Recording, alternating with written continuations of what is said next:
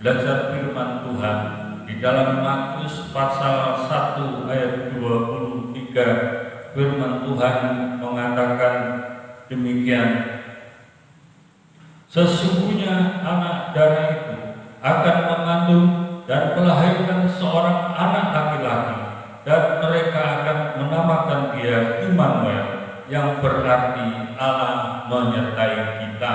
Jadi hari ini tema kita adalah Immanuel, Allah menyertai kita. Kita sudah seringkali mendengarkan firman Tuhan ini tentang Immanuel. Saudaraku, bagaimanakah pengertiannya Immanuel ini? Ada 3 hal yang kita akan pelajari tentang Immanuel. Yang pertama itu adalah pengertian Immanuel itu sendiri. Nama ini sangat penting. Kadang-kala ada orang yang mengatakan apakah artinya sebuah nama, tapi sebenarnya nama itu memiliki pengertian yang sesuai dengan apa yang dikandung dari nama itu. Jikalau saudara ingin memberi nama orang yang kuat, maka sudah bisa mengatakan aku akan kasih nama Samson, supaya dia kuat seperti Samson. Tapi kalau ada orang yang ingin memberi nama anaknya supaya menjadi orang yang terkenal, mungkin juga dia kasih nama, mungkin nama-nama artis atau sebagainya. Tetapi bagaimana dengan kita menurut Immanuel yang akan belajar firman Tuhan di dalam Matius pasal 1 ayat 23. Firman Tuhan mengatakan demikian, sesungguhnya anak darah itu akan mengandung dan melahirkan seorang anak laki-laki, dan mereka akan menamakan dia Immanuel, yang berarti Allah menyertai kita. Jadi hari ini tema kita adalah Immanuel, Allah menyertai kita. Kita sudah seringkali mendengarkan firman Tuhan ini tentang Immanuel. Saudaraku, bagaimanakah pengertiannya Immanuel ini? Ada 3 hal yang kita akan pelajari tentang Immanuel. Yang pertama itu adalah pengertian Immanuel itu sendiri. Nama ini sangat penting. Kadang-kala ada orang yang mengatakan apakah artinya sebuah nama, tapi sebenarnya nama itu memiliki pengertian yang sesuai dengan apa yang dikandung dari nama itu. Jikalau saudara ingin memberi nama orang yang kuat, maka sudah bisa mengatakan aku akan kasih nama Samson, supaya dia kuat seperti Samson. Tapi kalau ada orang yang ingin memberi nama anaknya supaya menjadi orang yang terkenal, mungkin juga dia kasih nama, mungkin nama-nama artis atau sebagainya. Tetapi bagaimana dengan kita menurut Immanuel yang kita pelajari dalam firman Tuhan ini?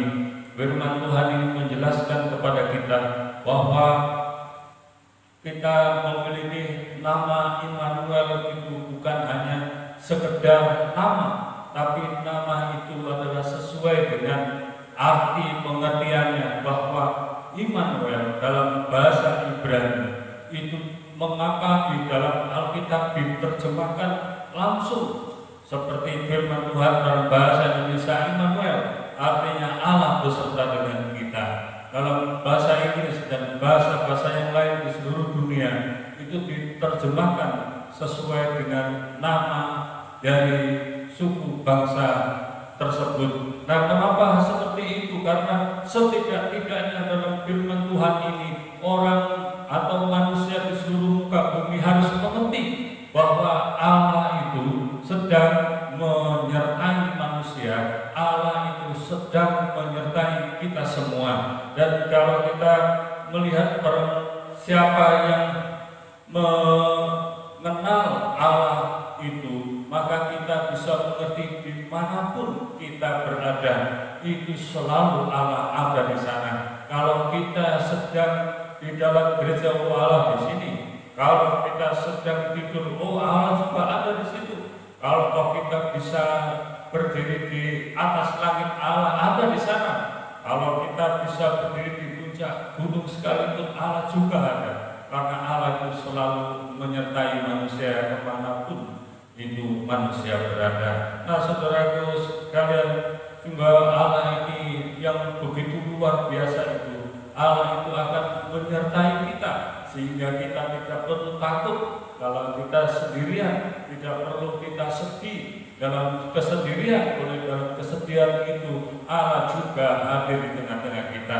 Allah juga hadir bersama dengan kita. Nah, saudaraku, pengertian untuk Immanuel itu adalah Yesus sedang turun ke dunia ini. Immanuel itu adalah Allah sedang turun ke dunia ini. Suatu kenyataan yang mengagumkan bahwa Allah yang maha besar dan maha kuasa dan maha dahsyat itu pernah tinggal di dunia ini, pernah tinggal menjadi manusia yang kecil, pernah tinggal menjadi manusia yang lemah seperti bayi manusia pada umumnya. Bahwa Allah yang luar biasa itu, Dia sanggup tinggal seperti kita manusia ciptaannya. Keajaiban dari inkarnasi Allah itu adalah suatu kenyataan bahwa Allah itu yang memiliki alam semesta ini, Allah yang memiliki semua yang ada di dalam alam semesta itu. Tapi Allah mau merendahkan dirinya untuk datang ke dunia ini yang dilihat dari angkasa, dilihat dari alam semesta ini. Kita ini adalah yang terkecil, kita ini adalah kecil. Bumi itu adalah kecil, masih ada planet-planet yang besar sekalian. Tapi mengapa Yesus datang ke planet yang kecil? Mengapa Yesus datang kepada yang terkecil di dalam hati kita? Karena Yesus itu mengasihi kita, karena Yesus itu mau menolong kita, karena Yesus itu mau memberkati kita, sehingga Dia adalah Allah yang luar biasa itu mau tinggal di dalam hati kita. Allah yang maha tinggi itu mau datang ke dunia ini untuk saudara dan untuk saya, untuk kita semuanya. Ini adalah penyertaan Allah yang luar biasa. Ini adalah pernyataan Immanuel yang sungguh dahsyat. Allah yang luar biasa itu mau tinggal bersama dengan kita, ciptaannya. Saudara sekalian, tidak seperti orang yang sedang menciptakan jambreker. Kalau jambreker itu diciptakan, kemudian diputar oleh tukang pembuatnya itu, kemudian ditaruh dan kemudian silakanlah berputar semaunya sampai rusak pun silakan, setelah rusak ya udah. Tapi manusia itu diciptakan Allah itu tidak seperti itu.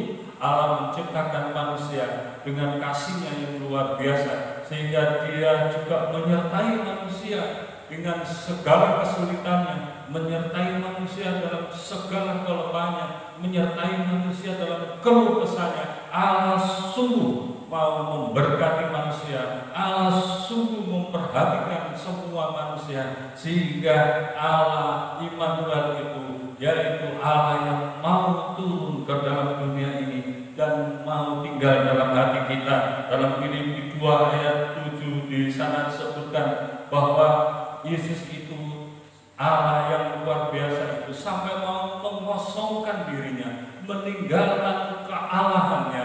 Untuk apa? Supaya Dia datang kepada manusia dan manusia supaya mengerti bahwa Allah itu sungguh mengasihinya. Saudaraku, sangat mengherankan kalau sampai menggunakan sosial media ini untuk mengasihi manusia, untuk menasihati manusia, supaya manusia itu mau menerima Yesus itu yang turun dari surga itu bukan hanya sekedar manusia, tapi Yesus Kristus itu adalah Tuhan dan Juru Selamat manusia yang mau tinggal bersama dengan kita. Saudaraku sekalian, bukan saja Yesus mau tinggal di dalam palungan itu, tapi juga Yesus mau tinggal di dalam palungan hati kita yang paling kecil, yang paling dalam itu. Yesus mau tinggal di sana, asalkan saudara mau menerima Yesus Kristus. Ya, bahwa siapa yang memiliki Yesus itu berarti memiliki keselamatan. Barang siapa yang mau tinggal bersama Kristus itu adalah orang yang memiliki Allah. Barang siapa yang tinggal bersama Yesus, dia adalah yang menerima kehidupan yang kekal. Dan sesuai dengan firman Tuhan itu, bahwa Allah Immanuel itu menyertai kita sekalian. Saudaraku sekalian, ada seorang kaya dan sang kayanya luar biasa. Dia suka dengan mengoleksi benda-benda yang mahal. Dia mengoleksi gambar-gambar lukis-lukis yang terkenal. Dia saling mengumpulkan itu dan punya anak satu-satunya. Anak-anak satunya ini pun dilatih untuk mengenal benda-benda seni koleksi dari orang tuanya.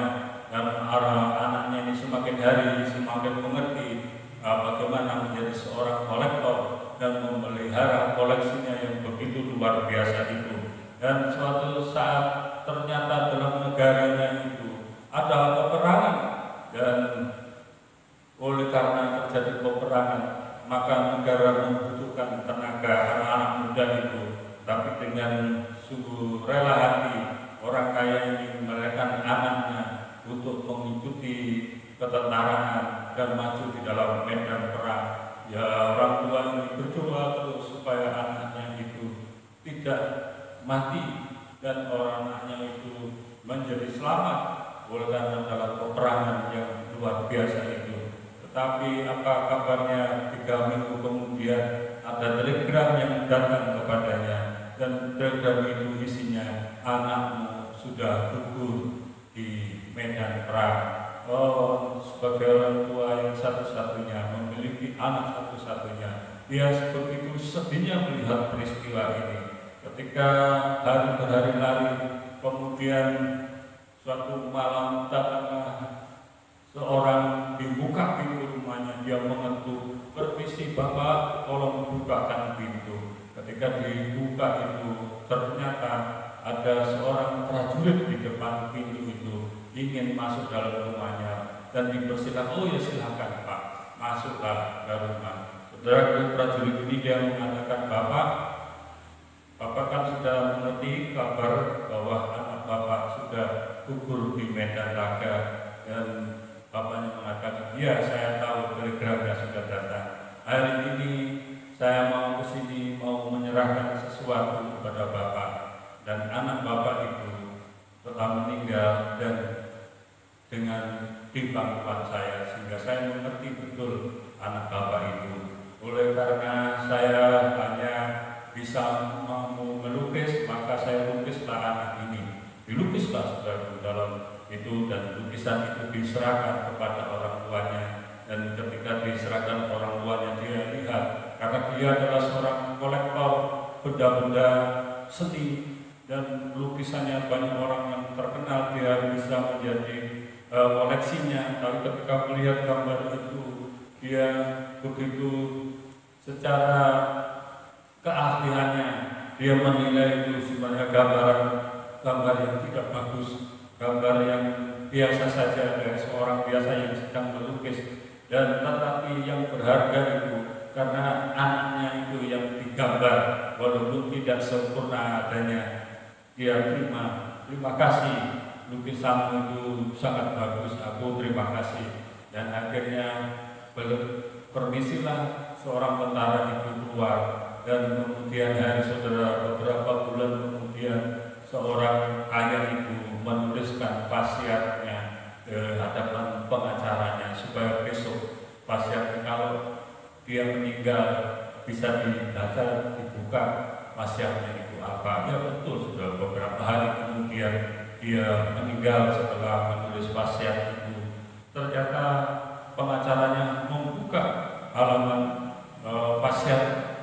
wasiatnya itu, ternyata tulis supaya semua barang-barang seni kolektornya itu untuk dilelang di depan umum.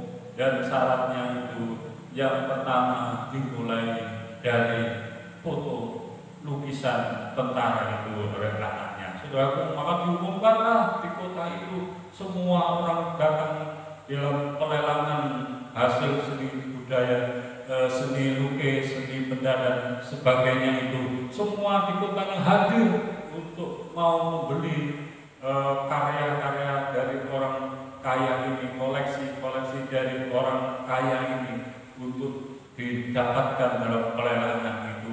Ternyata saudara, setelah berkumpul beserta pelelangan itu, maka yang pertama juru lelangnya itu memberikan pengumuman. Saudara-saudaraku, yang kita mulai saja lelang hari ini, yang pertama adalah kita akan lelang seorang gambar dari anak pelukis ini. Inilah gambarnya dari anak yang kolektor yang kaya itu.